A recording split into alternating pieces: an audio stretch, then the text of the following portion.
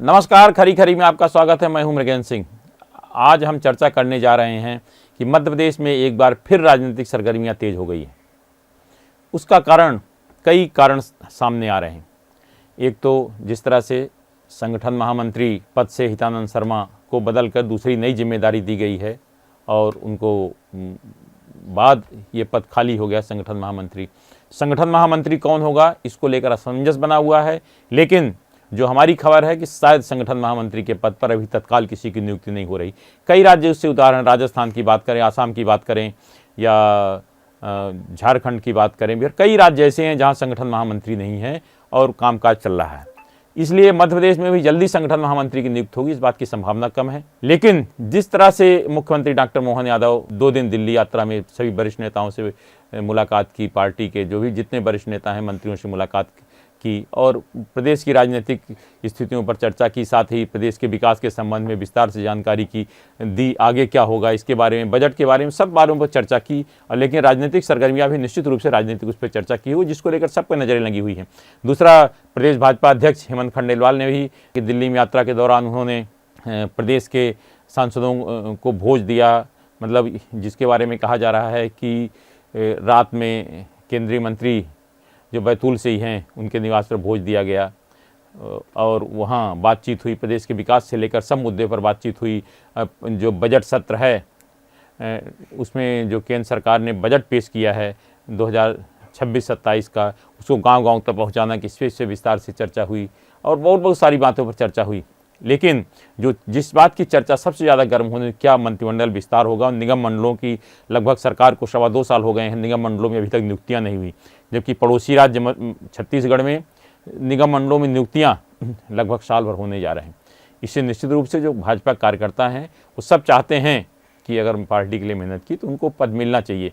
अगर आप आज भी देते हैं तो अब मुश्किल उनके पास काम करने के लिए 2-2.25 साल ही बचेंगे, क्योंकि अंतिम वर्ष मतलब 2028 में तो ऐसे भी काम करने के ज़्यादा मौका रहता नहीं। अधिकारी भी चुनाव के मूड में रहते हैं तो सुनते नहीं हैं और लगातार निगम मंडल अध्यक्षों की शिकायत रहती है कि एमडी उनकी बात को नहीं सुनते। निश्चित रूप से इस पर भी चर्चा हुई है और मुझे लगता है कि जल्दी ही अब जो शिव प्रकाश जी, महेंद्र सिंह जी भोपाल आएंगे या रहेंगे, उस दौरान मुख्यमंत्री डॉक्टर मोहन यादव, प्रदेश भाजपा अध्यक्ष हेमंत खंडेलवाल से चर्चा के बाद मुझे लगता है निगम मंडलों की सूची को जल्दी ही अंतिम रूप दे दिया जाएगा। संभावना है कि होली से पहले निगम मंडलों की सूची जारी हो जाएगी और उसमें करीब पहली सूची में 12 से लेकर 20 तक नाम हो सकते हैं। इसमें अनुसूचित जाति आयोग भी है, अनुसूचित जनजाति आयोग है, पिछड़ा वर्ग आयोग में खैर हो चुकी है नियुक्ति, लेकिन और उसके अलावा जो भी महिला आयोग, जो भी आयोग हैं, सब में लगभग नियुक्तियाँ हो सकती हैं। विकास प्राधिकरणों में 3-4 नाम फाइनल हो गए थे, लेकिन अंतिम समय में रोक दिया गया था। हो सकता है उन्हीं नामों को आगे बढ़ाया जाए या कोई नए नाम आए। लेकिन जो चर्चा है कि जो नाम पहले आए थे उसमें कई नामों में बदलाव किए गए हैं।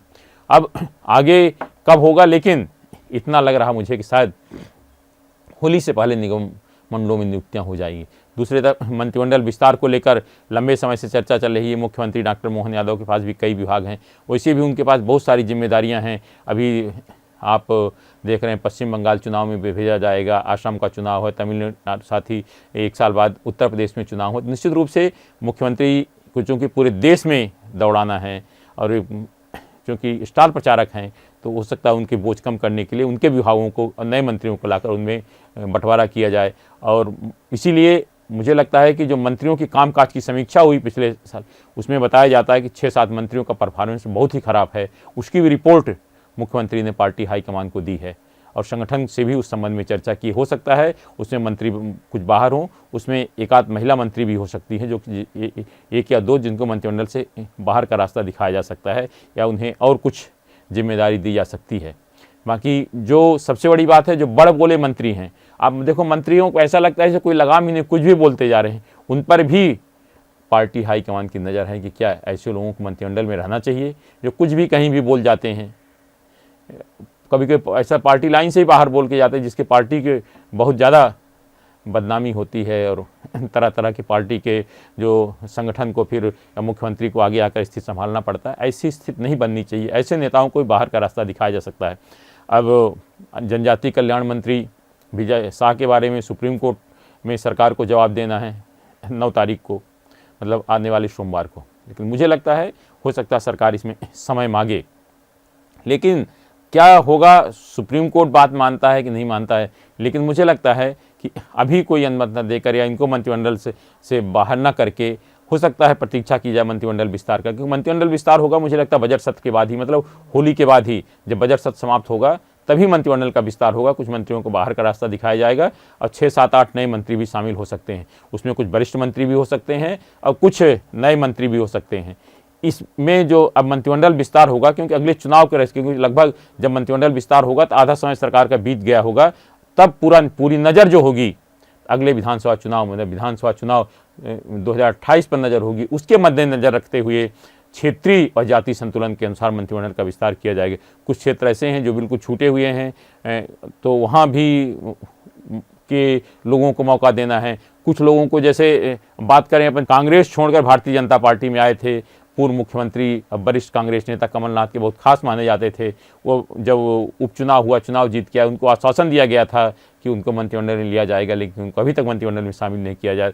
हो सकता है उनको भी मंत्रिमंडल में मौका दिया जाए, कमलेश शाह को, क्योंकि आदिवासी नेता भी हैं और वहाँ के भी छिंदवाड़ा में चूँकि पार्टी की स्थिति कमज़ोर है, तो हो सकता है कमलेश शाह को मंत्रिमंडल में मौका ज़रूर दिया जाए।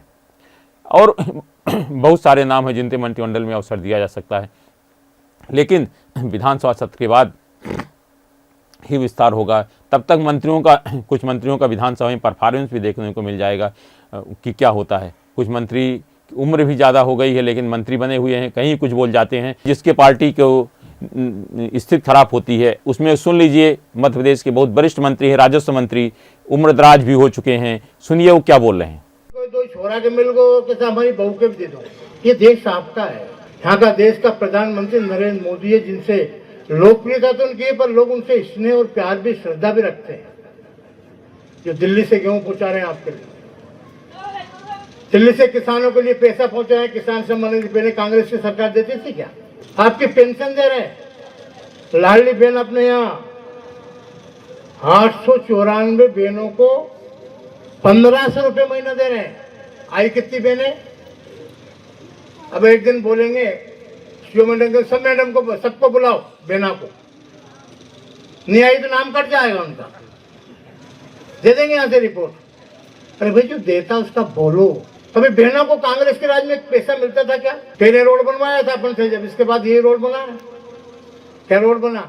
ऐसे नेताओं को भी, ऐसे मंत्रियों को भी हो सकता है मंत्रिमंडल में न रखा जाए। और जो वरिष्ठ मंत्री, जो विवाद चल रहा है, बहुत सारे वरिष्ठ विधायक हैं जिनको मौका नहीं दिया, जो पार्टी से बार बार शिकायत कर रहे हैं, उनको भी मंत्रिमंडल में शामिल करने पर विचार हो जाए। जैसे आप देखें सागर को लेकर जिस तरह से विवाद था मंत्रियों में और पूर्व मंत्रियों में, हालांकि प्रदेश भाजपा अध्यक्ष हेमंत खंडेलवाल ने काफ़ी कुछ सुलझाने का प्रयास किया दोनों को बुलाकर। हम बात कर रहे हैं गोविंद सिंह राजपूत और पूर्व मंत्री भूपेंद्र सिंह की। अब फिर भी थोड़ी सी शांति हुई है और कई जगह ऐसे विवाद की स्थिति है। मुझे लगता है इन सब सुलझाने के लिए मंत्रिमंडल का विस्तार अब जरूरी हो गया है और हो सकता है कि बजट सत्र के बाद मंत्रिमंडल का विस्तार जरूर हो।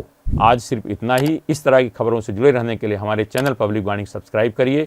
आपके पास भी अगर कोई खबर है तो हमें ज़रूर बताएं, क्योंकि हमारा नाम है पब्लिक वाणी।